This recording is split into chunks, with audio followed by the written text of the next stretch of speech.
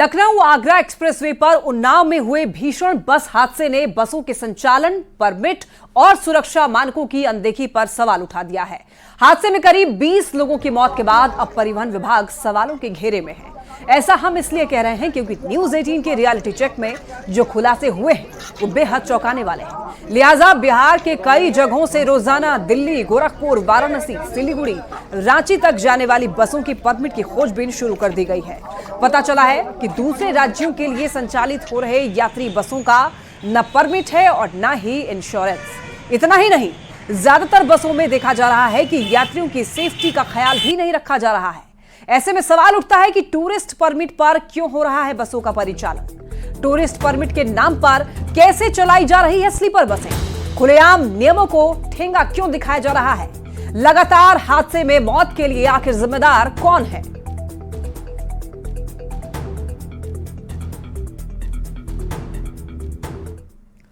उत्तर प्रदेश के उन्नाव जैसे हादसे आए दिन होते हैं, पर यदि कुछ नहीं बदलता है तो बस चलाने वालों का लापरवाह रवैया और आंखें बंद किए परिवहन विभाग की नहीं टूटने वाली कुंभकर्णी नींद। ऐसा इसलिए कह रहे हैं क्योंकि न्यूज 18 पर बस हादसे को लेकर जो खुलासे हुए हैं वो बेहद चौंकाने वाले हैं। हादसे में जान गंवा रहे लोगों की मौत पर खामोश रहने वालों को जगाती हुई ये रिपोर्ट देखिए।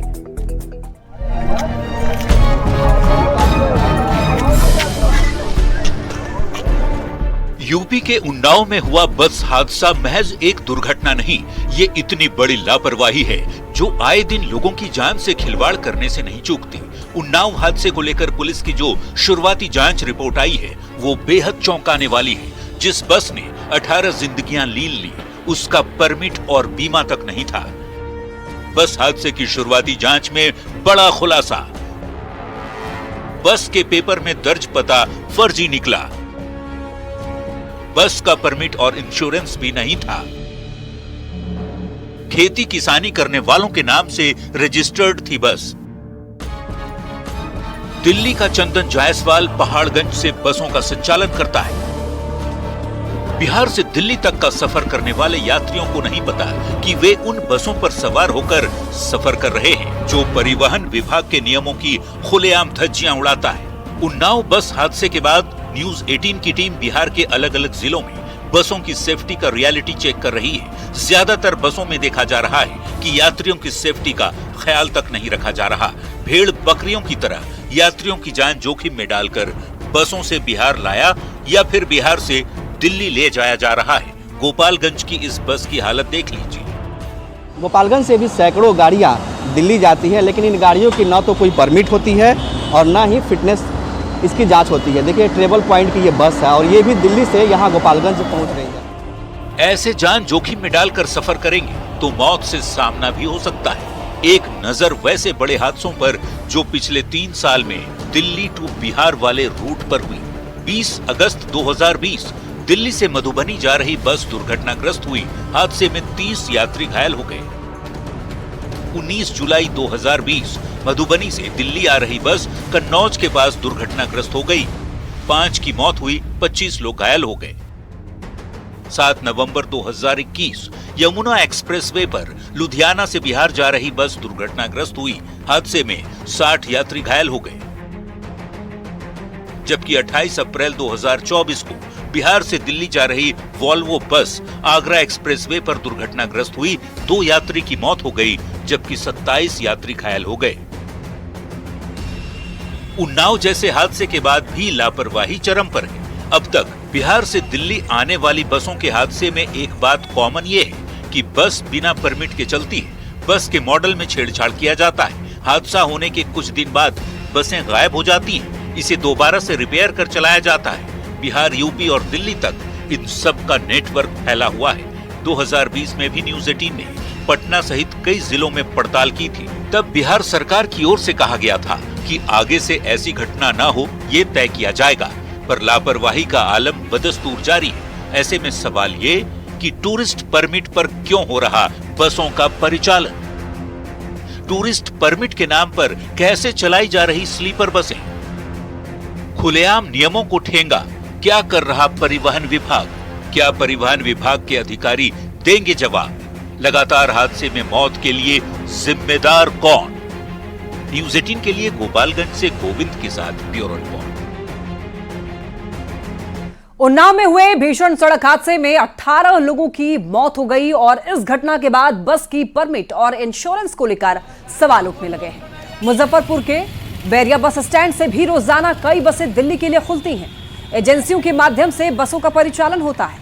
मुजफ्फरपुर के बैरिया स्टैंड में जल्द ही कोई इस मामले को लेकर के बोलने को तैयार नहीं हुआ, तो वहीं कुछ बस के ओनर ने बताया कि यहां से कई बसें जाती हैं लेकिन सबके इंश्योरेंस हो चुके हैं और परमिट भी ओके है। मुजफ्फरपुर के बैरिया बस स्टैंड का जायजा लिया संवाददाता प्रियांक सौरभ ने।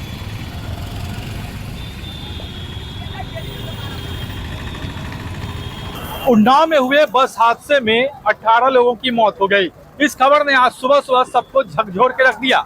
ऐसे में हम मुजफ्फरपुर के बैरिया बस स्टैंड में हैं, जहां से दिल्ली के लिए कई बसें खुलती है और जो सवाल बसों को लेकर उठ रहा है, उन सवालों का पड़ताल जो है, उन बसों को लेकर हम पड़ताल करने के लिए पहुंचे हैं। बैरिया बस स्टैंड में आप देखेंगे कई बसें जो है वह दिल्ली के लिए खुलती है और यहाँ पर कई एजेंसियां हैं जिसके माध्यम से बसें खुलती है।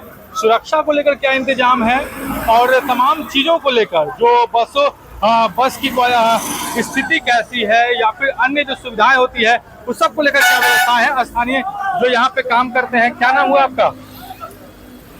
ठाकुर। क्या करते हैं आप यहाँ पे? हम लोग हॉपर का काम करते हैं। अच्छा, ये दिल्ली के लिए जो बसें खुलती है, कितनी बसें खुलती है यहाँ से? मेरा एक जाता है।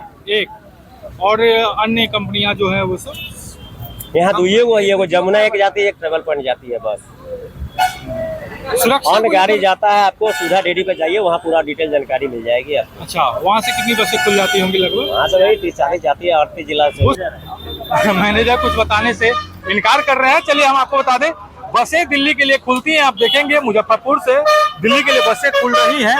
कई बसें हैं, यूपी नंबर की बसें हैं तमाम जो है। और जो मैंने पहले भी बात करने की कोशिश की है बीमा वगैरह को लेकर, परमिट को लेकर, कुछ पता है कि लाइसेंस वगैरह जो है, बीमा वगैरह जो है और ये तमाम चीजें जो है वह पहले से कंप्लीट है। और हम आपको यहाँ पर दिखा दें, बस में भी घुसकर कुछ लोगों से बात करने का प्रयास करेंगे। कहाँ जा रहे हैं?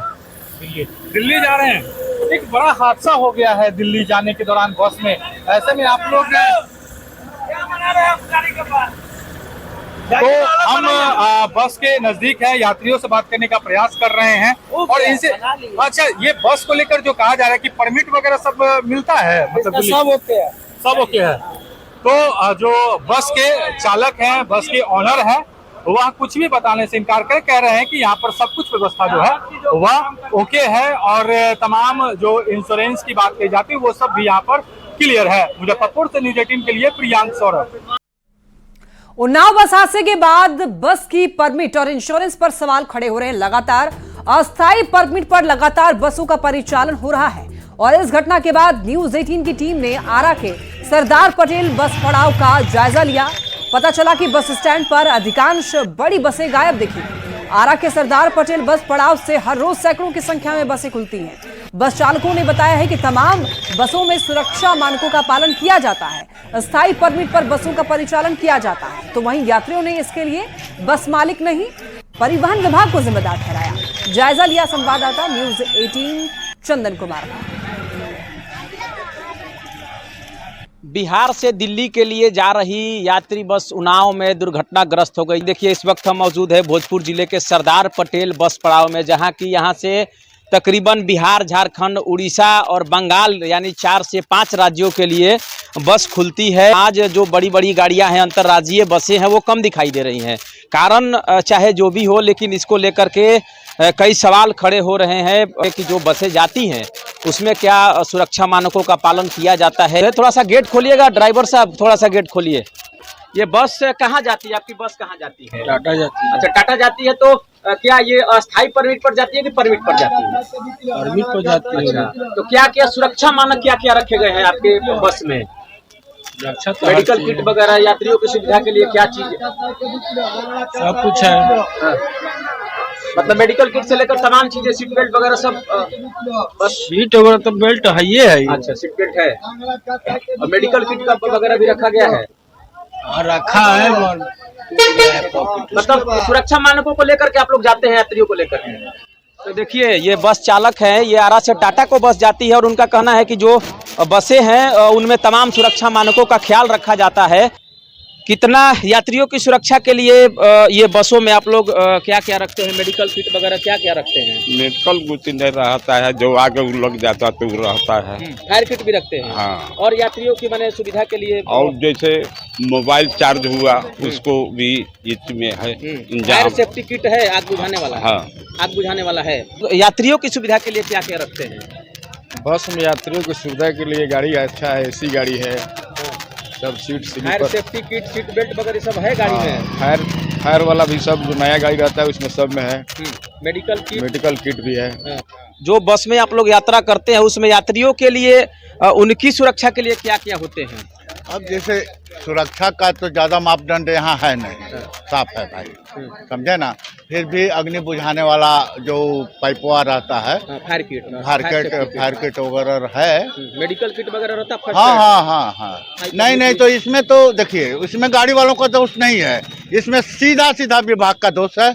जो इस टाइप का काम, वो लोग गाड़ी जब रोड पर परमिट देते हैं क्यों नहीं देते हैं? सुरक्षा मानकों को लेकर के कई सवाल खड़े हो रहे हैं। सुरक्षा के इंतजाम नहीं होने से ज़्यादा लोगों को मौत हो गई है।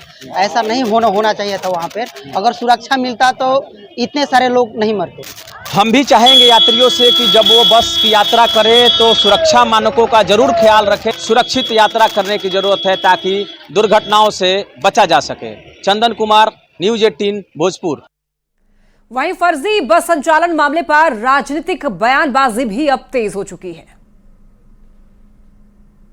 बिहार सरकार की लापरवाही और उत्तर प्रदेश सरकार की लापरवाही स्पष्ट रूप से कल उन्नाव की बस दुर्घटना में सामने आई। और जिस तरह से 16 लोगों की जानें गई, ये कहीं ना कहीं मानवीय चूक और परिवहन विभाग की लापरवाही का परिणाम है।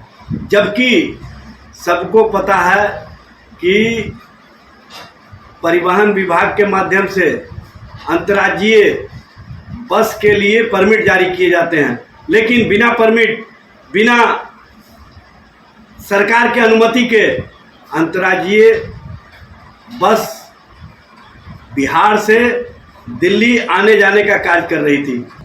शिवहर से दिल्ली जा रही बस उत्तर प्रदेश के उन्नाव के पास दुर्घटनाग्रस्त हो जाती है। अत्यंत दुखद और दुर्भाग्यपूर्ण घटना है। प्राप्त जानकारी के अनुसार सीतामढ़ी शिवहर इलाके के कई लोगों की जान चली गई है, कई लोग घायल हो चुके हैं जिनका इलाज चल रहा है। स्थानीय प्रशासन के लोग लगातार राहत कार्यों में जुटे हुए हैं। बिहार सरकार की भी पैनी नजर है। सभी लोग कैसे लोगों को राहत मिल सके इस दिशा में प्रयासरत हैं। पीड़ित परिवारजनों के साथ हमारी संवेदनाएं हैं। सरकार हर संभव मदद करेगी। प्राइमा फेशिया जांच में गड़बड़ियां सामने आ रही हैं, जिसको लेकर डिपार्टमेंट, सरकार पूरी तरीके से अलर्ट है। एक बात के लिए हम आश्वस्त कर देना चाहते हैं कि एक एक व्यक्ति जिसने लापरवाही बरती है उसके खिलाफ कठोरतम कार्रवाई सुनिश्चित होगी। उन्नाव बस हादसे जो हुआ वो बहुत ही दर्दनाक है। उसका एक पहलू निकल के अब ये आ रहा है और खबरें चल रही है कि बिहार जो बसेस थी उसके जो डॉक्यूमेंट थे, जो उसके कागजात थे, परिवहन विभाग से प्रॉपर नहीं थे। तो कौन है इसका जिम्मेवार? किसने दिया इस तरह का गलत कागजात? और क्या ये एक ही नमूना है? किस तरह के भ्रष्टाचार में परिवहन विभाग लिप्त है? कौन कौन अधिकारी इसमें मिले हुए हैं? क्या सिर्फ अधिकारी हैं या मंत्री या नेता या ऊपर तक जाता है, बंदरबाट होता है पैसे का? लोगों की जान के साथ खेल के आप जो कंबल ओढ़ के मलाई पी रहे हैं उसका पर्दाफाश बिहार की जनता आने वाले चुनाव में कर देगी। उत्तर प्रदेश के उन्नाव में आगरा लखनऊ एक्सप्रेसवे पर सड़क दुर्घटना में बिहार के शिवहर और पूर्वी चंपारण के 14 सहित 18 लोगों की मृत्यु से हम लोग बेहद दुखी हैं। मुख्यमंत्री नीतीश कुमार ने मृतकों के परिजनों के प्रति सहानुभूति जताते हुए 2-2 लाख रुपए के अनुग्रह अनुदान देने की घोषणा की है। उप मुख्यमंत्री सम्राट चौधरी जी ने भी मृतकों के प्रति गहरी संवेदना व्यक्त की है। राष्ट्रपति द्रौपदी मुर्मू और प्रधानमंत्री नरेंद्र मोदी जी ने भी शोक प्रकट किया है। बस के संचालक पर कुछ सवाल भी उठते हैं। टूरिस्ट परमिट के आधार पर निर्गत लाइसेंस पर यात्रियों को ढोने का यह धंधा कैसे चल रहा था? ऐसे लोगों पर बिहार की सरकार सख्ती से कार्रवाई करेगी। लाइसेंस की अवधि भी समाप्त हो चुकी थी। राज्य सरकार से उम्मीद है कि ऐसे ट्रांसपोर्टर माफिया के खिलाफ कड़ी कार्रवाई करे।